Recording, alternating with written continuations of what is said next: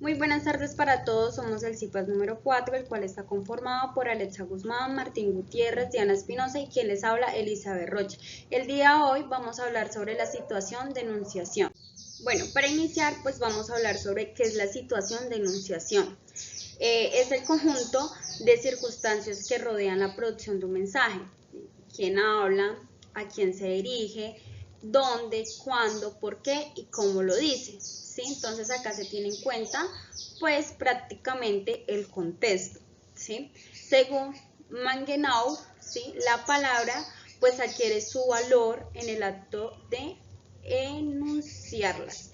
Esto quiere pues decir que el sentido de lo que decimos pues depende del contexto, ¿sí? Porque una misma frase puede cambiar totalmente de significado según el lugar o la intención del hablante, ¿sí? Por ejemplo, si alguien dice necesito hablar contigo, ¿sí? No significa lo mismo que lo diga tu jefe o un amigo, ¿sí? ¿Por qué? En ambos casos, pues se puede utilizar las mismas palabras, pero el contexto como la relación, el tono, el momento, pues cambian el sentido del mensaje, ¿sí? Puede ser un regaño, un llamado de atención o simplemente una pregunta. Entonces, todo el contexto que rodea pues esas palabras pueden cambiar el sentido del mensaje. Por otra parte, Mangenau también dice que toda situación de enunciación puede verse desde tres escenas, ¿sí? Está la escena englobante, que es el tipo de discurso, entonces si es un discurso político, por ejemplo, si es un sermón religioso, ¿sí? También está la escena genérica, ¿sí? Que es la forma o el formato, ¿sí? Que se adapta a la situación. No se habla igual, digamos, en un noticiero que en una clase o una conversación entre amigos, ¿sí? El contexto pues obliga a cambiar el tono, el vocabulario y la manera de también de expresarse, ¿sí? Por último está la escenografía, que es la imagen que el hablante construye de sí mismo, ¿sí? Por ejemplo, un político al hablar puede ser un líder del pueblo o también puede ser un experto de economía, ¿sí? Dependiendo pues del público, ¿sí? Es la imagen, en pocas palabras, que el hablante construye de sí mismo dentro del discurso y cómo quiere percibirse frente al público. Es prácticamente como una puesta en escena, ¿sí? Entonces el hablante pues elige cómo hablar, qué tono usar y qué rol representar, ¿sí? Para dar credibilidad o generar una emoción, ¿sí? Ahora pues que comprendemos lo que es la situación de enunciación, ¿sí? Y cómo el contexto pues influye en el sentido de lo que decimos, pasemos a los elementos principales que son los que hacen posible el acto de comunicativo. Ya teniendo en cuenta lo anterior, ¿sí? Entonces vamos a hablar sobre los elementos principales de la enunciación. Entonces allí pues encontramos estos elementos que podemos ver, que es el emisor, el receptor, el mensaje, el canal, el código, el contexto, referente y la finalidad, ¿sí? Entonces el emisor, ¿sí? Es quien produce el mensaje y el receptor es quien recibe e interpreta el mensaje. Por ejemplo, el profesor, ¿sí? El profesor explica en su clase y todo, y los receptores serían los estudiantes, ¿sí? Ya que ellos son los que escuchan y procesan la información que el docente les está comunicando. Por otra parte está el mensaje, ¿sí? El mensaje, que es el contenido de lo que se transmite. Entonces, en este caso, podría ser el tema, ¿sí? Que el profesor está explicando, ¿sí? El canal, ¿sí? El canal es el medio por el cual se está enviando el mensaje. Puede ser oral, que es cuando hablamos cara a cara, puede ser escrito, puede ser por medio de una carta, por un chat, un correo electrónico o audiovisual, ¿sí? Cuando es llamada, cuando es una videollamada o también conocida como videoclase, ¿sí? O un anuncio, también puede ser una manera audiovisual de comunicación, ¿sí? Por ejemplo, pues en este caso podría ser cara a cara o también audiovisual, ¿no? Porque puede ser por videollamada.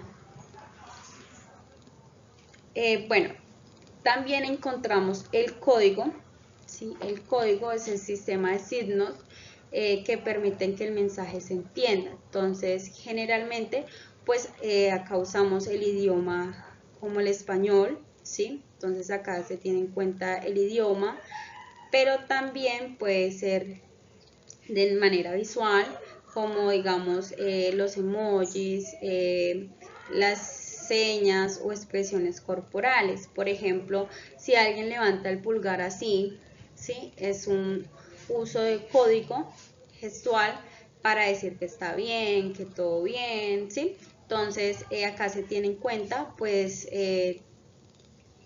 cómo también por medio de signos se transmite la información, ¿sí?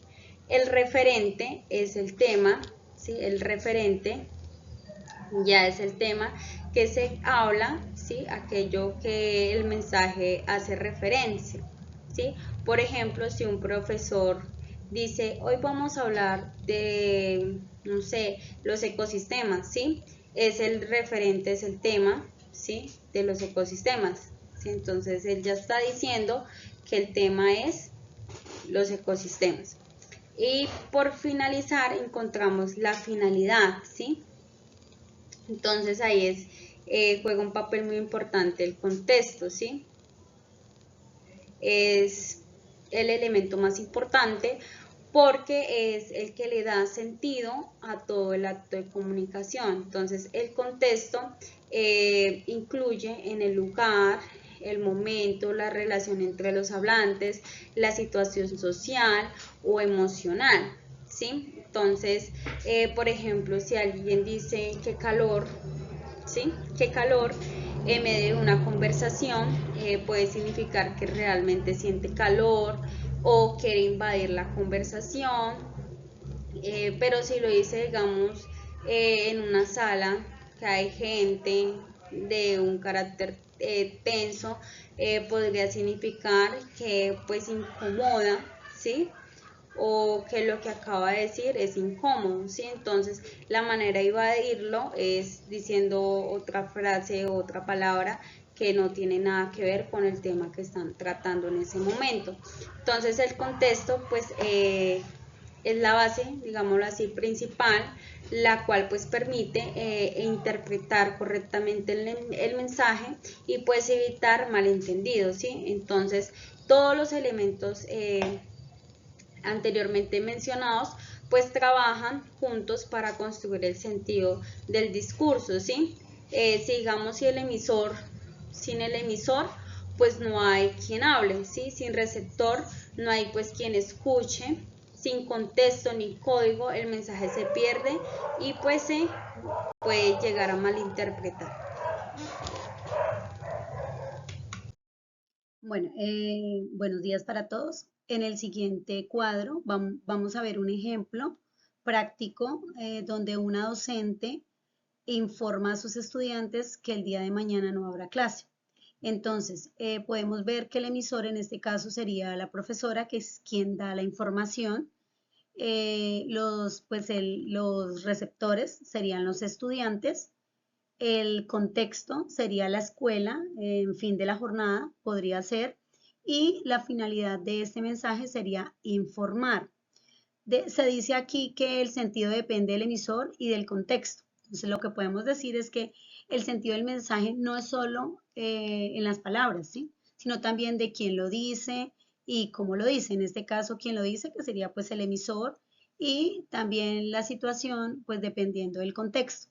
No es lo mismo si, por ejemplo, un amigo te dice, te hace una broma, ¿sí? Un amigo te dice, por ejemplo, qué bonito detalle. Entonces puede sonar sincero, si lo dice con una sonrisa, pero si lo dice, por ejemplo, mostrando una cara o una forma como irónica o burlón, entonces significaría lo contrario.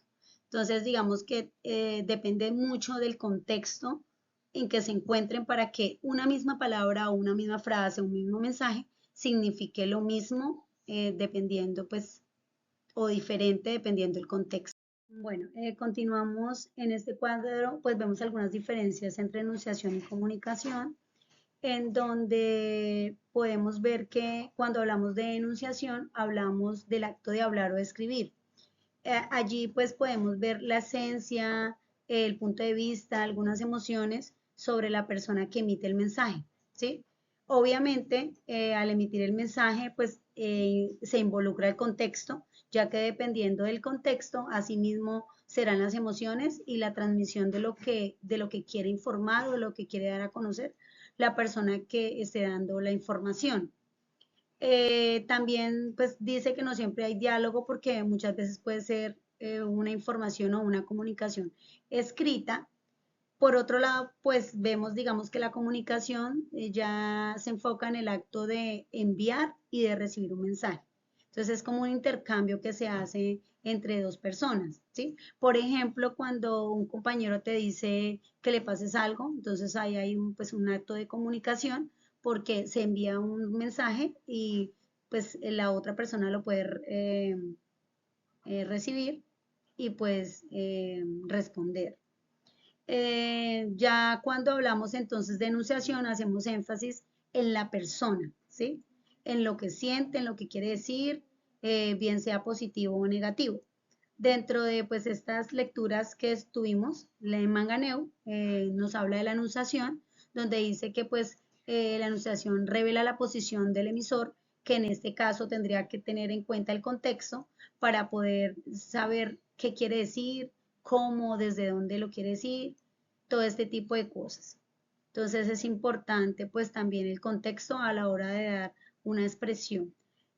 Un ejemplo de esto puede ser, por ejemplo, cuando una persona hace, digamos, un quiz y al finalizar habla con otra persona y le dice, no, estuvo muy difícil, es esto, lo otro, entonces está dando su punto de vista dependiendo de lo que quiere informar o cómo se sintió durante la prueba.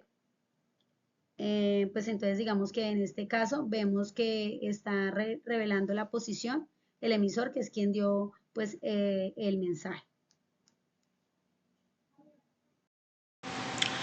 Hola, buenas tardes. Mi nombre es Alexandra Guzmán y pues vengo a hablar un poquito de lo que se trata el análisis del discurso. Bueno, el análisis del discurso básicamente nos ayuda a entender que las palabras no son inocentes. Cada vez que alguien habla, escribe, está mostrando una forma como de ver el mundo. Por eso cuando analizamos el discurso, no solo miramos lo que se dice, sino desde dónde se dice y con qué intereses hay detrás. Ningún discurso aparece de la nada, siempre tiene algún contexto social, político o cultural, que es algo que pues normalmente es lo que lo influye, ¿no? Por ejemplo, aquí en Colombia, cuando se habla del aborto, no se está hablando solo de una cuestión legal, sino también de religión, de moral y de algunas creencias que vienen de hace muchos años.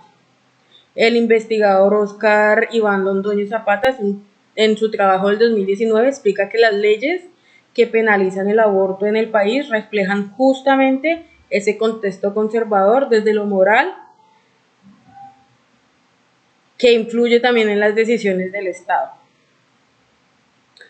Cada persona que habla lo hace desde su lugar en la sociedad, no es lo mismo como se expresa un político, un juez o una mujer que está viviendo un embarazo no deseado. El lenguaje de quien tiene poder suele sonar más neutral, es más técnico, se sabe exactamente el mensaje que quiere dar, pero en realidad tiene una ideología, ¿no? Londoño dice que en el discurso jurídico sobre el aborto se le da más autoridad a las voces masculinas, institucionales y algunas experiencias de las mujeres que muchas veces se minimizan o se silencian. Cuando analizamos la manera en la que se dice algo, las palabras elegidas, el tono, incluso lo que se calla, podemos describir ideologías que no se mencionan directamente. Por ejemplo, cuando una ley dice que se debe proteger la vida desde la concepción, parece una frase neutra, pero en realidad tiene detrás una visión religiosa.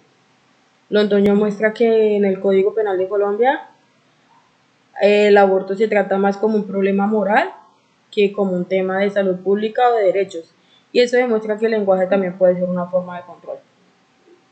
Entonces, el análisis del discurso nos permite ver que el lenguaje no solo comunica, sino que también construye poder, y en el caso del aborto, el discurso legal refleja ideologías que imponen una manera de pensar sobre el cuerpo y las decisiones de las mujeres. En otras palabras, entender cómo se usa el lenguaje nos ayuda a reconocer las ideologías ocultas y a cuestionarlas. Bueno, aquí como en la anterior diapositiva se trata de básicamente lo mismo, que pues es entender, el discurso se trata de entender quién habla, desde dónde lo hace y con qué intención, ¿no? Aquí cuando entendemos la enunciación ya no nos quedamos solo con lo que alguien dice, sino con lo que realmente quiere decir. Analizamos las palabras, el tono, el contexto y la posición del hablante. Por ejemplo, no es lo mismo que el presidente diga estamos saliendo de la crisis a que lo diga una persona común. Detrás de cada frase hay una intención y un lugar de poder.